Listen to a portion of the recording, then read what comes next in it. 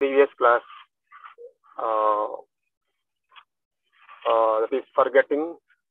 Before that, memory. Okay, memory, forgetting, and then thinking. These are the three topics we discussed earlier. And today, types of thinking and some other topics related to this cognition. As I mentioned, this thinking is one important domain of cognition, thought process. Because thought process, as we already discussed, we have some levels of knowledge in thinking, or you can say thought process, or you can say cognition. In cognition, first one is thinking, or you can say thought process. Okay, the major part of cognition is the thought process, or you can say thinking. So we discussed about the levels of thinking yesterday. Levels of thinking means one is getting knowledge, second is comprehension, third is application, fourth is analysis, fifth is synthesis, sixth is the evaluation.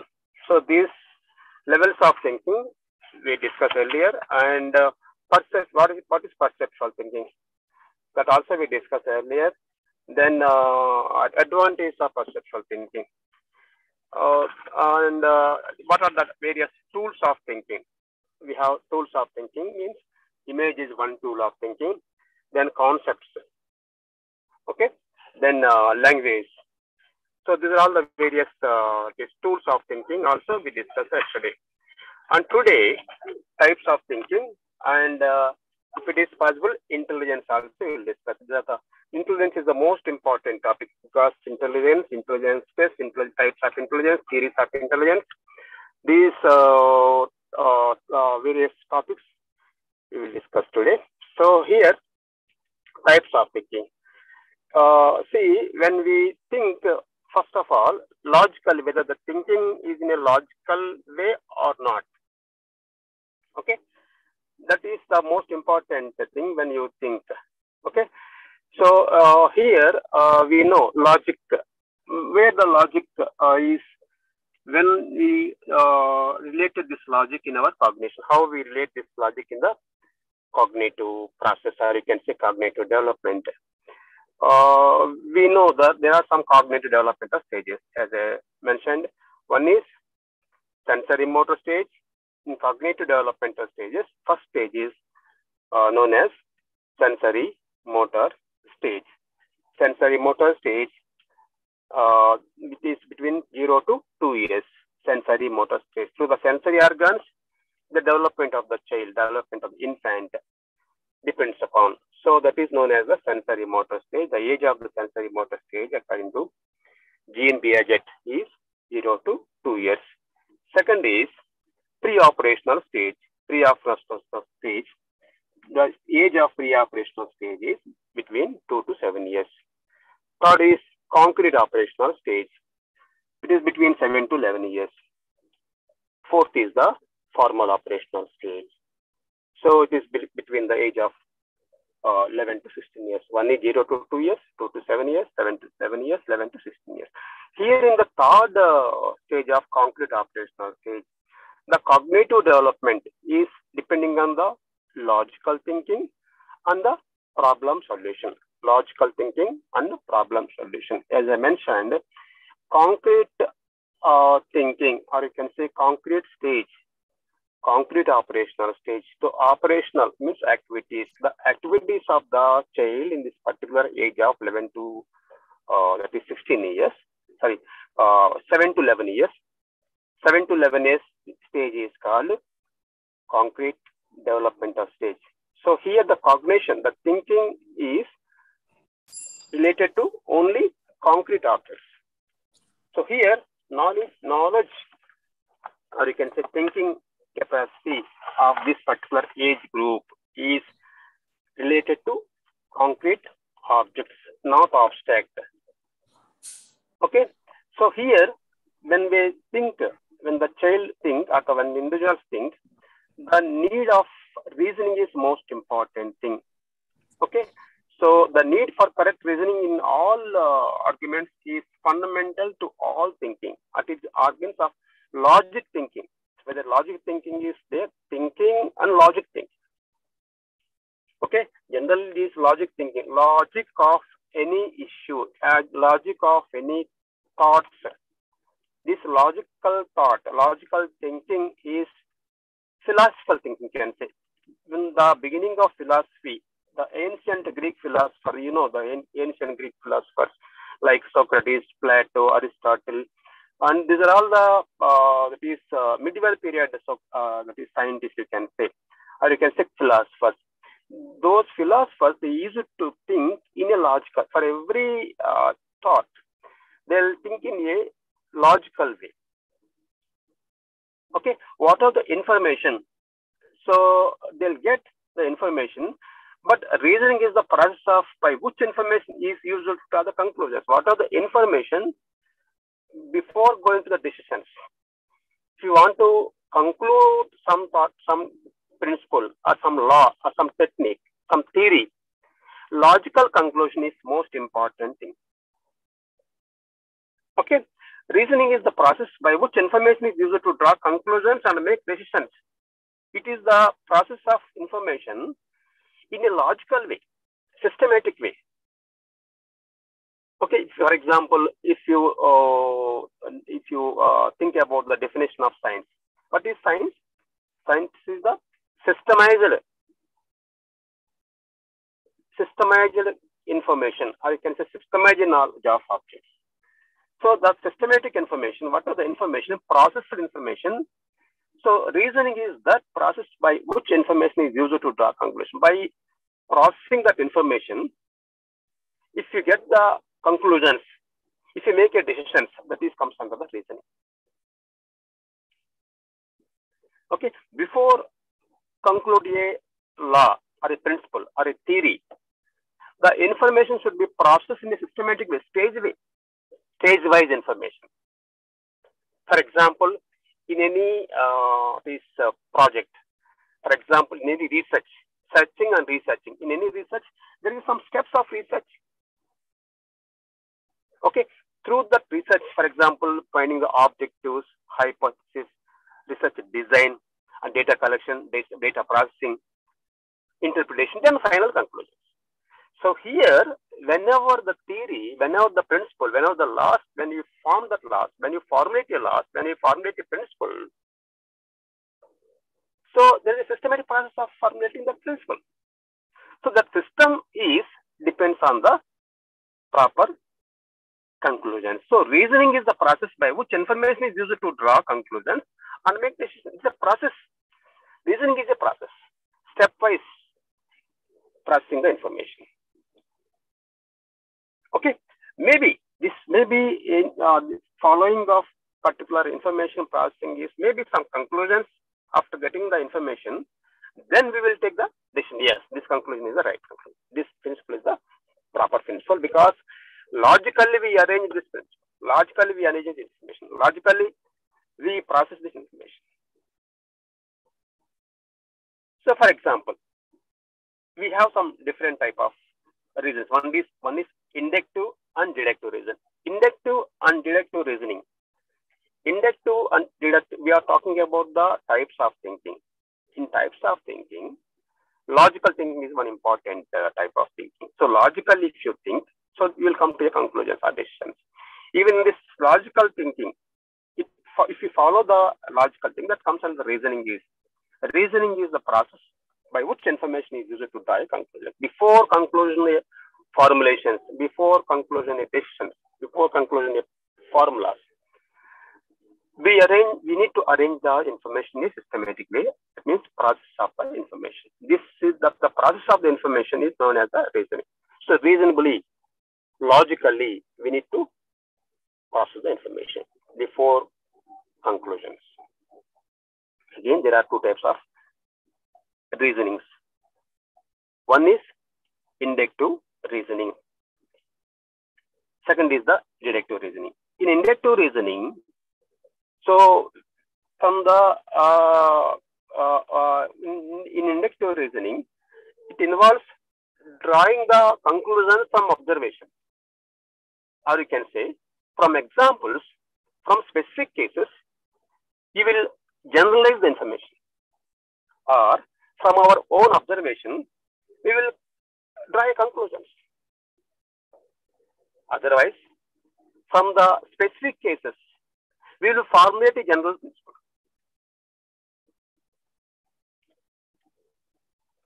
Got it? That is comes under inductive. For example, maybe some formulas are for mathematical formulas. Okay, if you observe the mathematical formulas. So, for example, PTI, principal, time, and interest. PTI by 100 is the formula of simple interest. Simple interest, that is principal amount, time, and rate of interest. Or you can say PTR by 100. PTR by 100, that is the principle of interest. I is equal to PTR by 100. So here, for example, principal is, for example, 100 rupees. 100 rupees is the principal. So for a purpose of some that is borrowing loan, some person, he borrowed 100 rupees from his friend, some other person, for 1 year. Okay. Here, time is 1 year. Principal amount is 100 rupees. Okay. Rate of interest may be some 2 rupees. So, principal is 100 rupees. Time is 1 year. And the rate of interest is 2 rupees. So, here, so if you take the 100 rupees, after 1 month or one year, he has to return 100 rupees along with 2 rupees, 102 rupees. This is one example. Same way, for example, if it is a 500 rupees, rate of interest is some 100 rupees per 1 year, he has to return 510 rupees after the particular time. In another case, 1000 rupees, rate of interest may be 100 rupees, and after 1 year or 2 years, he has to return some 1000 plus 100 plus 100 200 rupees, 1200 rupees. Here, these are the 3 or 4 examples, 3 or 4 observations, 3 or 4 specific cases. From these specific cases, from these observations, from these examples, we will conclude. So, for principal, time, and rate, if you multiply all the principal, time, and rate of interest divided by 100, we will get the rate of that is interest. So, this is from observations, from examples, from specific cases, we will come to the conclusion. We are formulating one formula. That is called inductive reasoning. In another example, if a person purchases this item for 500 rupees. Okay. After some years, he returned that amount. He sells that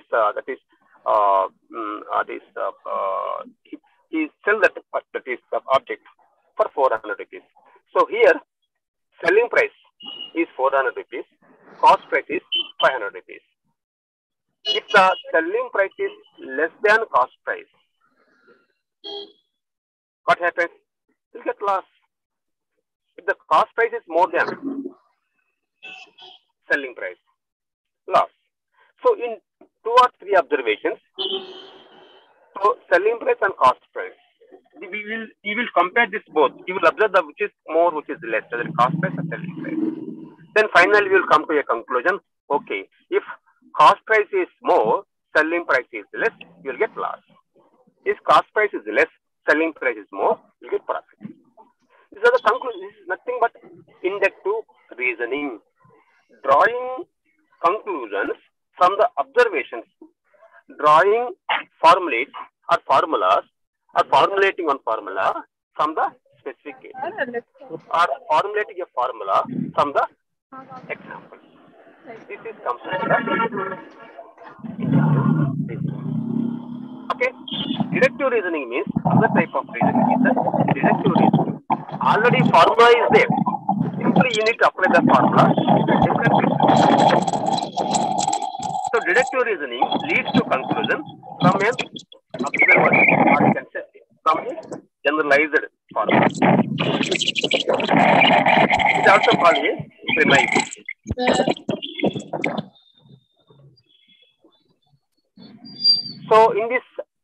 deductive reasoning, already formulas are given, already generalized conclusions are given. From these generalized conclusions, we need to apply these conclusions in various situations.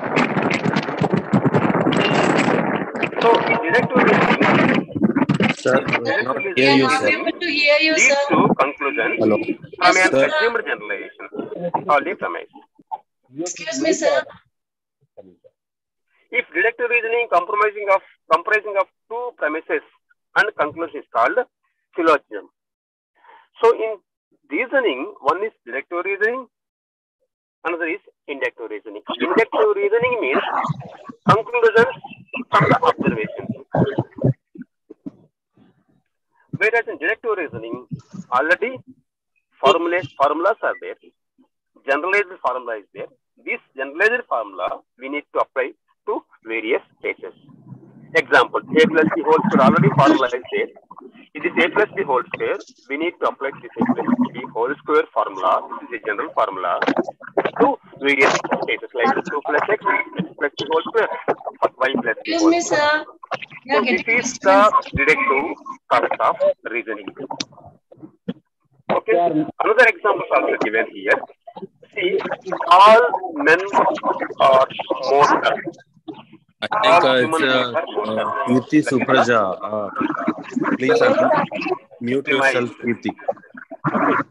One person is, for example, some X is a person. Socrates is a person. So he is a person, he is a human being. That is the reason. Therefore, Socrates is also mortal. All men are mortal. Socrates is a man. Therefore, Socrates is also mortal. Yes, sir. No, we're not able to hear your voice. Sir, we are unable to listen your voice because of your other task can be mute, sir. Lot of disturbance, sir. We cannot Both are understand.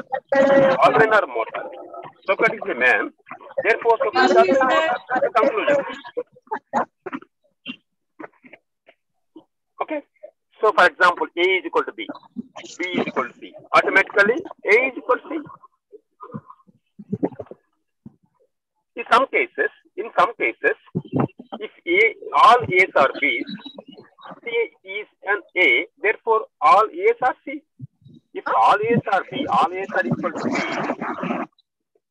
okay, C is equal to A, so therefore all A's are C. So these are all the logical thinking. So when I discussed about the logical thinking, one is deductive thinking, another is the inductive logic. You can say inductive thinking of. Then we have another that is kinds of problem. We have different types of problem. So one problem is known as the well-defined problem. Second is ill-defined problem. Well-defined problem and ill-defined problem.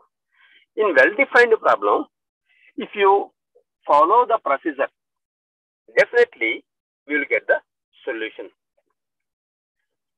Problem can also fall into one of three categories like arrangement, inducing structure, and transformation. So first two types of problems are how the problem is, whether it is defined problem or undefined. So based on that, our solutions will be different. Got it? So in ill-defined problems, what are the information you should start from where? For example, as I mentioned, one mathematical problem is there. In that mathematical problem, formula is given. Just you need to apply that formula to get the solution of example. Here, defined problem, it is a defined problem. In defined problem, we know how to get the solution because the problem is defined. We know the procedure of getting the solution. But whereas ill-defined problem, for example, if you want to go for a research process. In research process, we don't know what are the conclusions. After completion of your research only, we will get the solution. We will start the research with the RQ. RQ means research question. With this research question is that we don't know. Only with the question we will start our research. So conclusions, what are the conclusions? Maybe some hypothetical questions will be there. But after completion of your 3 months or 3 years or 4 years research, you will get the conclusions. So defined problem, well-defined problem is the two types of problems. Another way is that how we proceeding.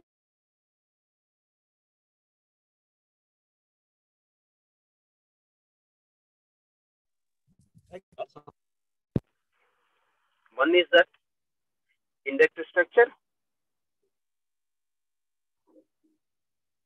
Second is that how the problem is arrangement. Then transformation.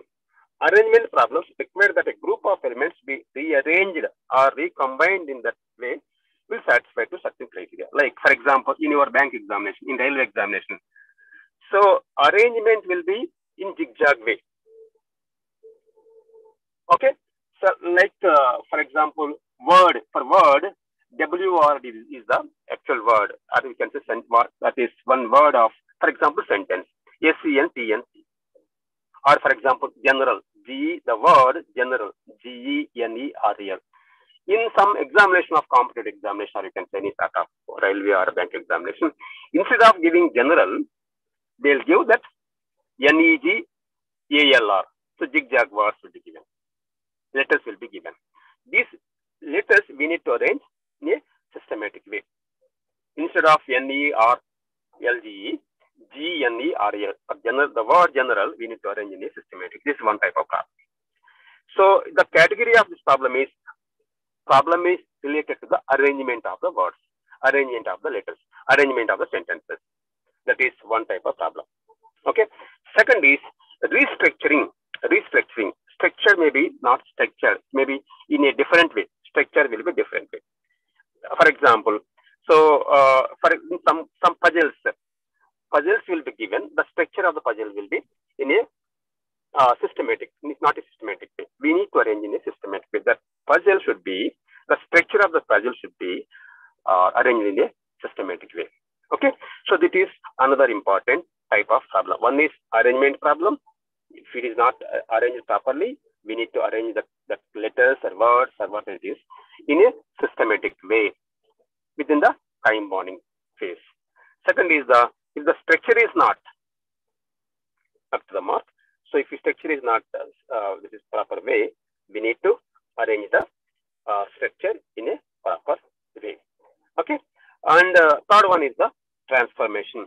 In transformation problem consists of an initial state, a goal state, and a series of methods for changing the initial state into goal state. So here in this transformation problem, maybe some that is systematic, or for example, one word is given. That word we have, or one structure is given. So that is a structure, or you can say that image you have to arrange in a transformation. If you arrange that, if you change that part, if you just change, for example, if you observe some building blocks, when we give that play methods for activity-based teaching, building blocks is the one type of activity generally we use for the pre-primary school children. In this building blocks, that systematic arrangement may not be there. So we need to rearrange the blocks there. So building blocks, the blocks will be in disassembled state. We need to assemble the blocks in a transformation mode. We need to transfer one from one place to another place. This is also one type of problem. So as I mentioned, based on the definition of the problem, one is well-defined problem, second is the ill-defined problem. Based on the arrangement, that is arrangement, whether it is inducing structure or it may be disturbed structure, arrangement, structured, and transformation type of problem. So another important thing is that when you get the solution of this problem, any problem, we need to get the solution. In the solution, one type of solution is that generate the test technique for every problem, for every test. So there may be some techniques. Those techniques we need to find. So So there is a certain class of general domain independent techniques. So here the techniques may be general techniques or the specified techniques or test technique. So this general technique is based on our previous experience. Whatever we have experienced, whatever we learned based on our learning aspect, based on our own experience, we will, in general manner, we will solve that problem. Second is some specific techniques of each and every problem. So that if you apply that particular technique only, we will be in a position to solve the problem. Another method of solution is that algorithms are heuristic. Algorithms means it is a formula will be given. One formula will be given to solve the problem. For example, A2 plus B2 is equal to C2. A2 plus B2 plus A2 plus B2 is equal to C2. An algorithm has a rule. One rule you have to follow. You need to apply that rule appropriately so that you will get the solution. That is known as the algorithms. If you observe the this medical terminology, or when you are giving some this medical advice or maybe psychological advice to others, to some other patients, so there the algorithms will be given. For example, in telephonic counseling or any telephonic medical advice. So in that medical advice or maybe psychological advice, for example, this particular patient, if he calls that medical professionals or psychological professionals, sir, this is the problem of my this health related or psychological related. So if he disclose his symptoms, if he explain about his symptoms, based on his symptoms, based on his psychological symptoms, what we will conclude, okay, he is having this type of problem. For example, autism, we can say. If the caregivers or the parents, if they talk about their children, so these are the symptoms. Okay, based on the algorithms, based on the symptoms of the particular patient, what we will conclude, your conclusion will be maybe ADHD or autism, maybe some other medical related issues. So the structured, the formulated, or you can say some sort of these rules will be given in these algorithms. Okay. So based on the algorithms also, we will give some sort of solutions. So then on analysis of the question.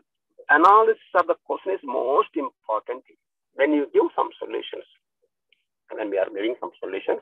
So first of all, understanding the question is the most crucial step before going to the solutions. Especially in the counseling setups, or you can say in the psychological counseling, the more we learn, the more we understand the patient, the more we listen about the patient. So the conclusions and solutions will be given in a systematic and a perfect way. So here, means and the analysis of the question is the most important thing. So whatever the starting point, when we are giving some sort of solutions, thinking of possible ways of overcoming the differences. So we need to understand the question first, then analyze the question, then what are the various ways of giving the solution. Got it? So that is analyzing the question and what are the possible ways of overcoming to the solution, overcoming the problem or overcoming the issues. Okay, that is analysis of the question and possible ways of giving solutions. Also, we need to think in this particular problem solution. Another is general problem solver, GPS. In this GPS also, this general problem solver, GPS means general problem solver. In this GPS, so operations available, whatever the operations available, I mean whatever the activities available. So we need to go through that activities. So means and analysis, the general heuristic or shortcut strategy used by GPS is a more focused method of solution than generate and t-test technique. So it guides the problem, what are the problem solver more in choosing what step to take next. So in this general problem solver, in each step of completion of the first step, what would be the next step? Those things we need to think, we need to understand, we need to follow. before giving the solutions. Okay. So then working backward and backtracking is another type of working backward is often involved in establishing sub goals. So for example, it is a ultimate goal. So we know that there are some long-term goals, some other short-term goals. So in long-term goals, we need to set a sub goals, or you can say short-term goals, working backward. So it's functioning similarly to mean ends analysis. Working backward is a very important technique for solving many problems, including the famous this complicated issue also you can solve through the working backward. Why? Because we know, so whatever the short-term goal, whatever the sub-goals, after achieving the sub-goals, we need to see once again your previous stages. Okay, so in this case, it makes the process more efficient than working forward. So when you see the forward, so you know how remaining part of your problem, what are the remaining steps we need to complete, that we can understand. If you see the backward also, how efficient our work is completed in the previous step. So that is the working backward. Okay. Then backtracking. There are 5 men, for example, each of the 5 women or men wants a different breed of dog. So here backtracking means, so you can observe what is the track of your previous step. So backward working backward, how the track of your previous steps. So what are the time taken to complete that step. So these things also we need to check. Okay. This is some solutions of the problem. Then creative thinking and critical thinking. Creative thinking can be defined as a combining of responses or ideas in novel ways. So creativity means in a different way, not in a general way, not in a common way. So some factors associated with the creativity. One fact is that divergent thinking. So divergent thinking or convergent thinking. In creativity, there are 2 important ways of thinking. One is divergent thinking and convergent thinking. So in divergent thinking, whatever the problem is given, we have to ability to general unusual methods. In divergent method, what are the various available options are there? We need to think in a deviated ways, divergent methods. Convergent thinking, which produces response that are based primarily on knowledge and logic. So convergent thinking, we need to think in a logical way. So divergent thinking is the unique thinking out of your experience in a deviated method, not in a general methods. For instance, when a question is raised as what do you do? What do you do with a newspaper? Someone say on convergent thinking, onwards you read it. What do you do with a newspaper? Someone in a convergent way of thinking, they will answer that we will read it. In divergent thinking, in contrast, use it as a dustbin. It's a more divergent and creative response. So here, in creative thinking, one is divergent thinking, another is the convergent thinking. In divergent thinking, if you ask about the newspaper, what you do with this newspaper, he will, in a divergent way of thinking, the response is like that. I will use this paper for the preparation of the dustbin. Okay, so in the normal way of like convergent thinking, so the person response will be like this: I will read the newspaper. Okay, in creativity, cognitive way of complexity will be up. So creativity, one is divergent thinking, another is convergent thinking. Third one is the complexity. That is cognitive complexity also will be there in the creativity. So creativity can be defined as the combining of response or ideas in a different way, or you can say in a just novel way, in a new way, in an innovative way. If we think in an innovative way, that is called creativity.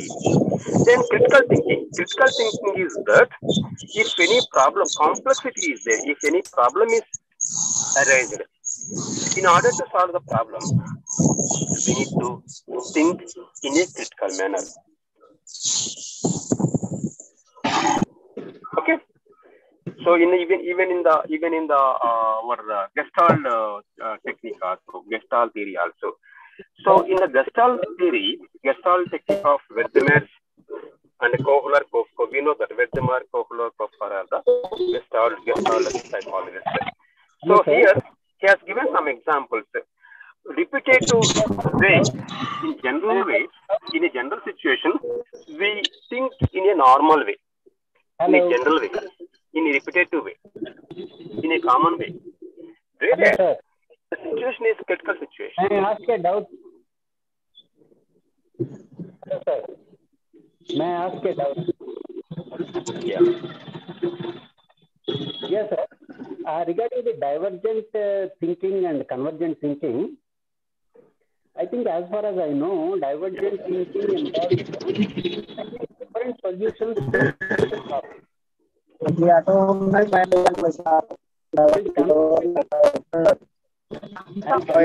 disturbance from your side, not audible. Dry fruits. Sir, I raised my hand. Please ask the Dry other fruits person. online la owner ku bar and restaurant unde. Somebody unmute his mic and speaking of the speech. So here, enhancing the creativity and critical thinking. Next topic is that how to enhance the creativity and critical thinking skills. So suggestions for increasing on critical thinking and creative thinking is that. So Sir, we your need to voice is not observe the clear, problem. sir. Sir, some background noise is happening, sir, with Raju. I don't know, he's not. Please close your mute your So mic. first one is that problem. We need to understand the problem first. Defining the problem and redefining the problem. What are the boundaries and assumptions can be modified by rephrasing the problem at either a more abstract and more concrete level. So whenever you want to think creatively, critically, first of all, we need to understand the problem first, or defining the problem and redefining the problem. When you go for any research process. So here, research question is important. Here, objects are important. What are the objects? What are the goals of your research? You need to define the question properly, or you can say define the problem properly. So if you understand the problem, if you define the problem, so for example, like operational terminology, in what are the topic in our RQ, in our research question, we need to define or redefine the problem. What are the operational terminologies? Some terms will be there, some words will be there, but the words are known as the operational words, or you can say operational terminology. So these operational terminology, you need to define in a systematic way, in a proper way. Whenever you want to go for creative or critical thinking, defining the problem and redefining the problem. If it is any problem with the definition of the terms, so better to rephrasing the problem, rephrasing the words, rephrasing sentences. So it should be more abstract and more concrete level. So if you arrange this, if you rephrasing this, if you rearrange your problem, redefining the problem, so you will think in a creative way and critical way. That means if you understand the problem thoroughly, if you understand the problem, if you re-understand the problem, if you redefine the problem, so it is easy to get the solutions. It is easy to think in a creative manner and critical manner.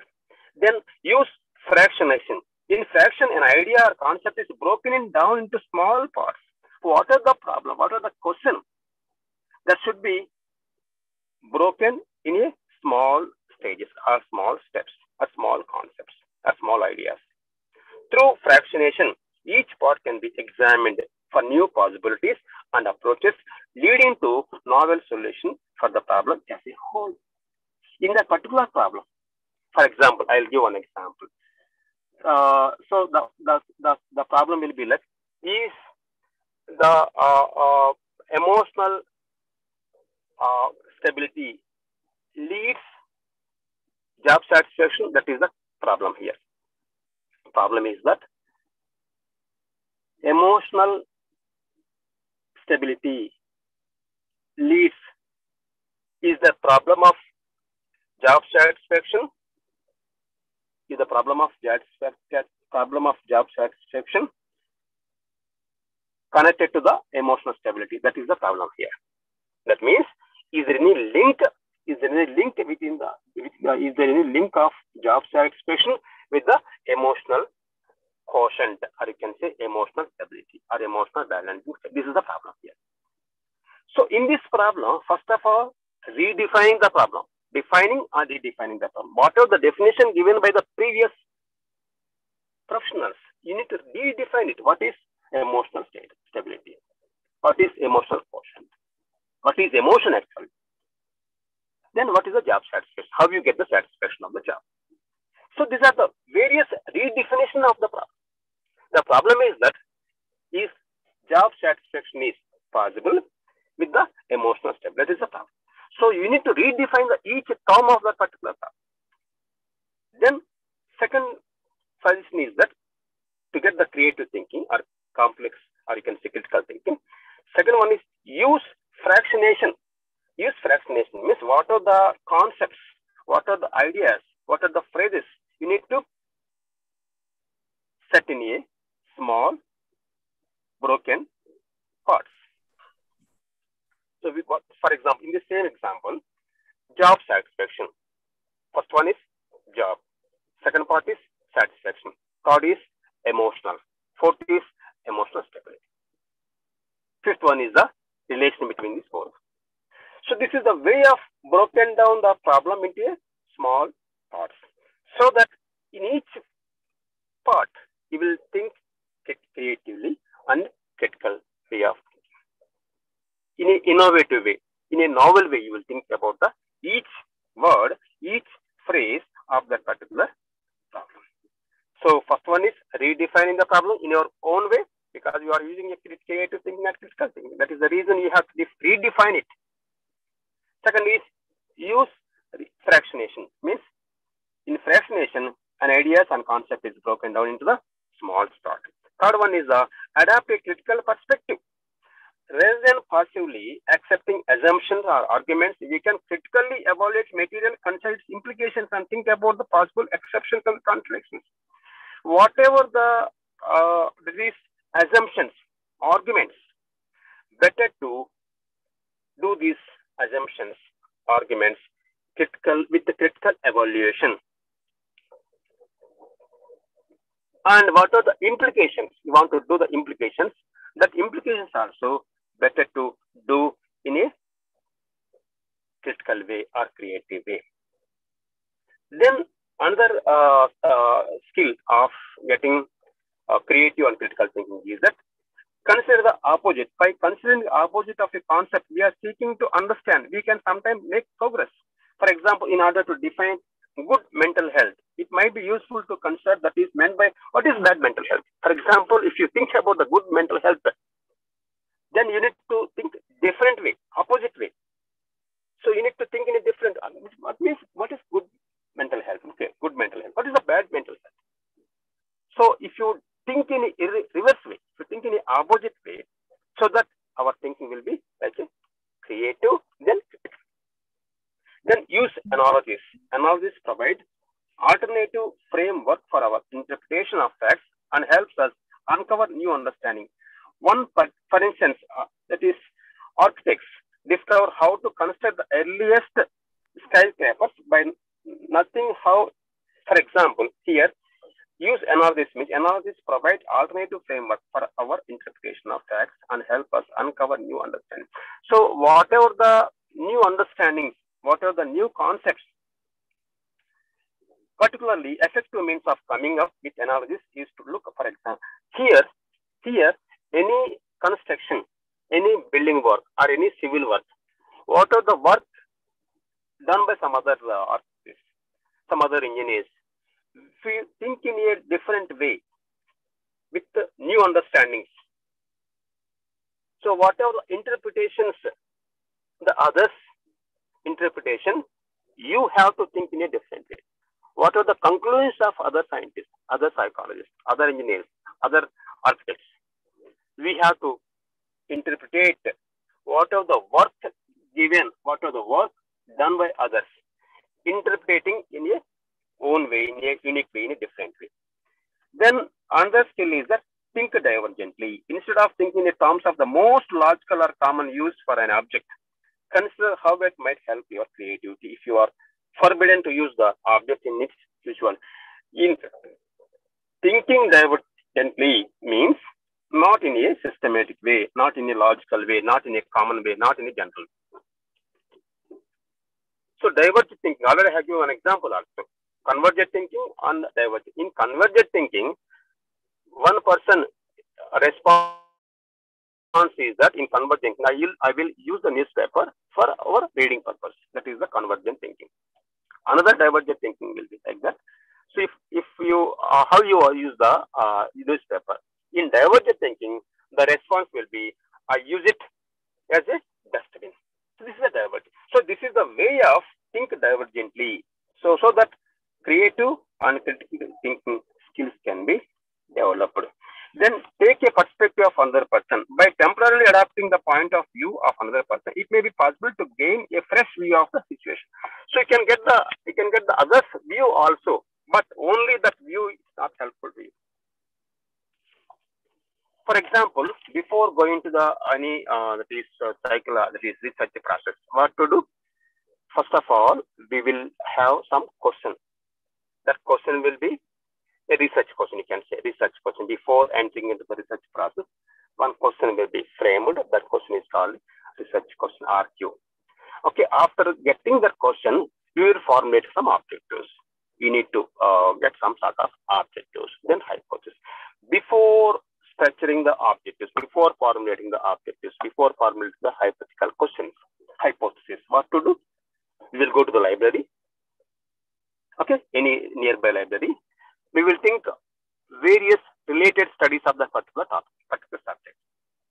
As I mentioned, for example, relation of job satisfaction and emotional stability. That is our topic. Maybe that is the question.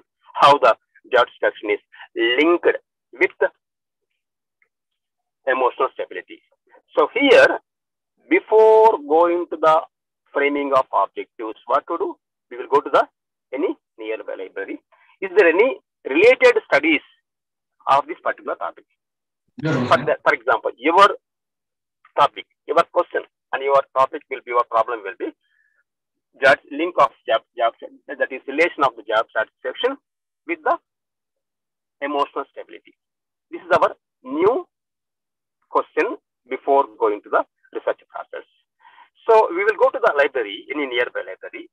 Of course, our topic is job satisfaction, relation of job satisfaction, link of job satisfaction, connection of job satisfaction with the emotional stability. Some other studies may be there previously, like job satisfaction with the intellectual quotient, with intelligence. So in the previous studies, or you can say related study of your topic, you need to search some sort of others response, other studies also.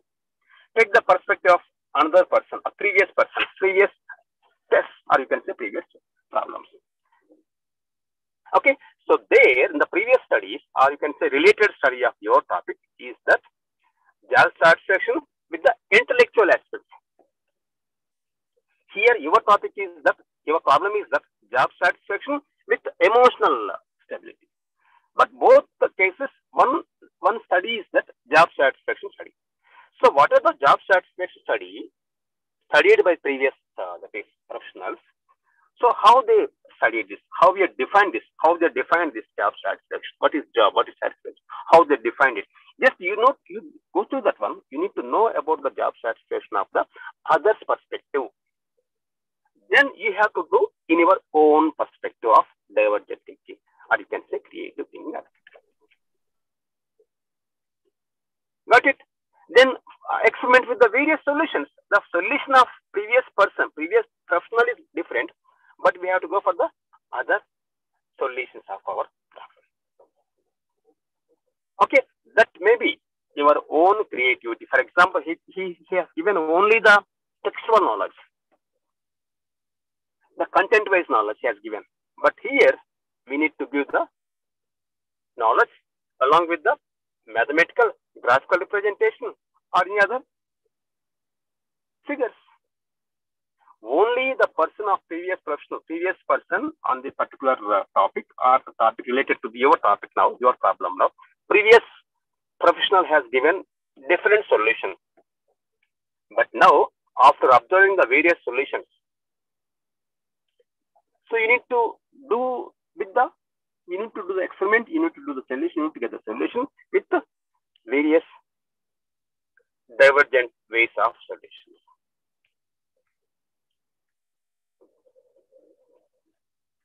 Got it? So this is the way of improving our skills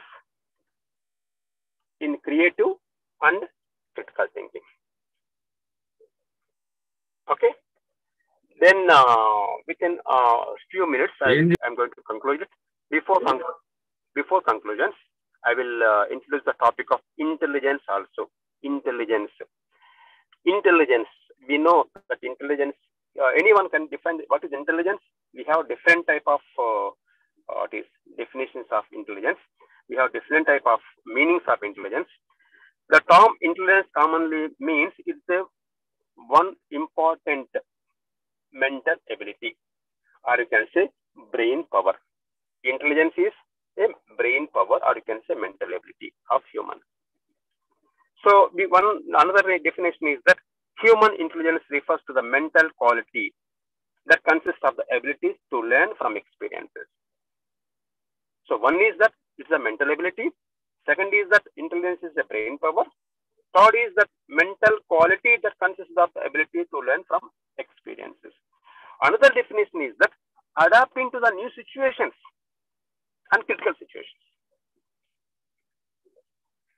That is one important meaning of intelligence. Understanding the new situations, adapt the new situations, understand the abstract concepts also, one definition of abstract concepts. Again, that is, if you go to the previous stages of cognitive developmental stages, the final stage is that, as we mentioned, it is sensory motor stage, pre-operational stage, concrete operational stage. Final one is the formal operational stage. In concrete operational stage, the thought process restricted only with the concrete objects. Whereas in the formal stage of 11 to 16 years, the individuals can understand can think about the abstract things also, concrete things and abstract things. Concrete means only visible. Abstract things, those are not visible. For example, honesty. Mind is an abstract thing. Soul is an abstract thing. Honesty is the abstract thing. So some honest, or you can say mind, or you can say soul also. These are all the abstract things. The thinking capacity of abstract things comes under the intelligence of one definition. Intelligence is the mental ability. Intelligence is the brain power. Intelligence is the adaptability of the new situation. Intelligence is the understanding the abstract concepts. And finally, intelligence is understanding critically and creatively also.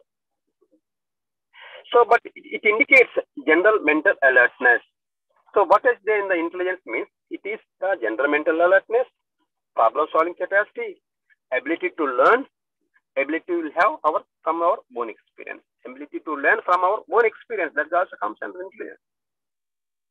So finally, the intelligence is ability of an individual to act purposefully, think rationally, and to deal effectively with his environment. I repeat, the overall definition of the final acceptable definition of intelligence is that intelligence is the ability of an individual to act purposefully, think rationally, and to deal effectively with his new environment. Okay. So in this intelligence, individual difference also will be there. Intelligence is not same with all individuals. The intelligence score will be different from person to person. It depends on so many factors. The intelligence, how the intelligence is depending upon the individual's capacity. So here in intelligence also, we need to know various factors, how the IQ levels, how the IQ is important. Those things we will discuss in the next classes. Okay, thank you. Thank you, sir. Thank you, sir. Thank you. Thank you, sir. Yeah. Thank you. Yes, sir. Thank you, sir. Thank you. Thank you, sir. Yeah.